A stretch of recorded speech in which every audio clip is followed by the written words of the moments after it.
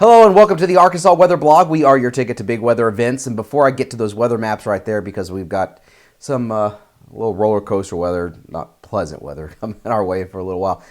Before we get to that, I want to go over what you may have seen on Facebook. And I posted, of course, there's news going around that Facebook will start charging companies to reach all of the people who like their page.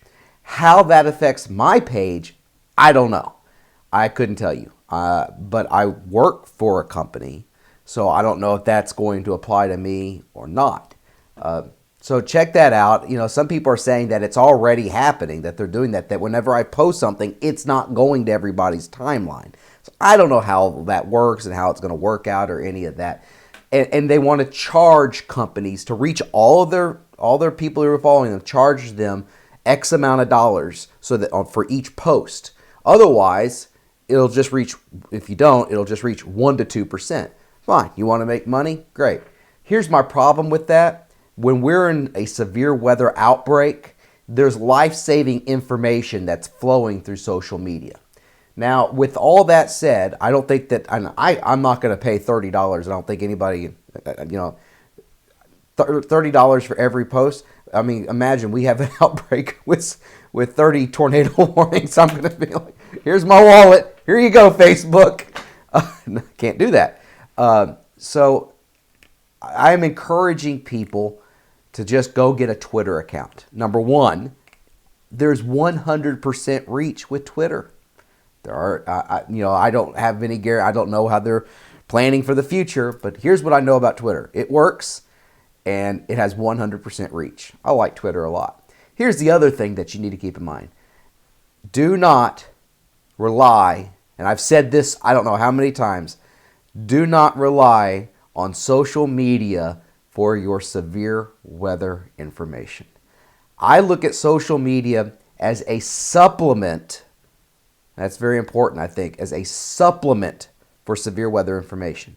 Yeah, when we have outbreaks, I'm going to be doing everything I can. I may be on TV, and I may be, in front of the chroma key wall pointing at radar. I can't be at Facebook and I can't be at Twitter doing that and getting the warnings out in a timely manner. I try my hardest, and I think that if you know me on Twitter and Facebook, you know I try my hardest with that. But I always encourage people to have a couple sources for your warnings, whether that's NOAA weather radio, weather call, some sort of text service for your phone. You should always have a couple of ways of getting the warnings. Now, the way I approach social media, I'll get the warnings out if I can, if I'm not on the air and doing that portion of my job. But the way I look at it is it's supplemental information. And let me give you an example of that before I get to the computer models. Supplemental information. Let's say that hypothetically there's a tornado warning for, let's just say hypothetically, Faulkner County, okay? So you see everybody's tweets, you see everybody's Facebook post that says, tornado warning, Faulkner County. Well, that's, Faulkner County is a big county. And so is there a tornado on the ground? Is it Doppler radar indicated? Where exactly is it? What's going on? That's where I think you make, as I hope I make a difference in social media to get as specific as possible. Okay, so there's a tornado warning for Faulkner County. This tornado is located and is going to stay south of Conway and is Doppler radar indicated. No reports of one of those are things that I hope I add to the conversation when we have those type of outbreaks. So we don't have them, but it's Arkansas. So again, I highly recommend Twitter. Now let's go into the European model because we got some active weather, nothing really severe. But tonight and into Saturday morning, this is a round of showers coming through. This is at 7 a.m. A front's coming through Arkansas. And most of this is some light, maybe a little moderate rain coming in behind the frontal boundary, cooling temperatures. So the model, and I said this on Daybreak on Friday morning, it looks like see how that kind of shoots off towards the east?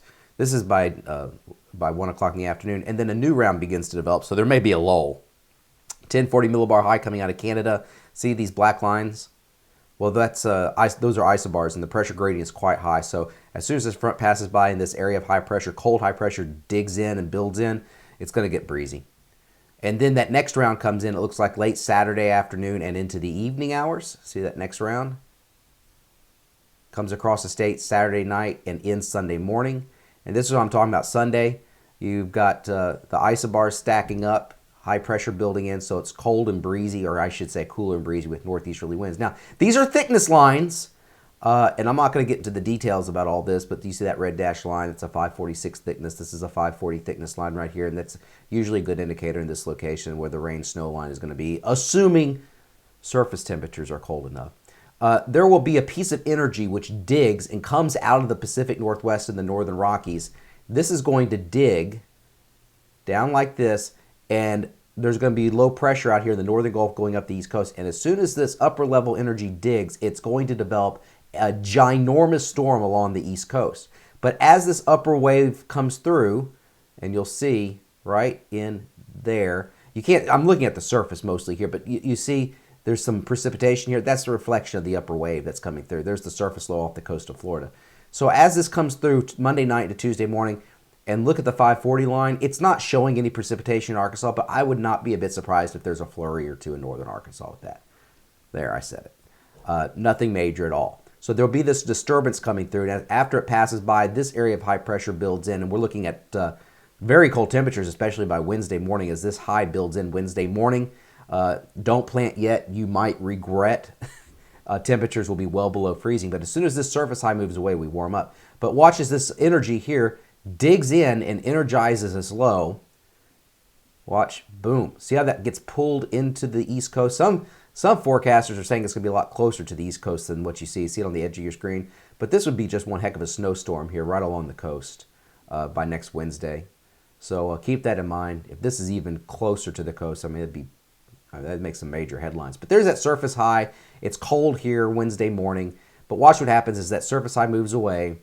This is Thursday morning at 7 a.m. Surface high moves away, and now we get a return flow, surface low pressure here. And so you're getting southerly winds and moisture coming back. So there's clouds and some showers around, but it looks like it starts to warm up for the last part of spring break. Thank you so much, and I'll keep you updated with everything you need to know as much as I can. I don't know what Facebook's up to these days, on Facebook and on Twitter. Thank you so much for coming to the Arkansas Weather Blog. We are your ticket to big weather events.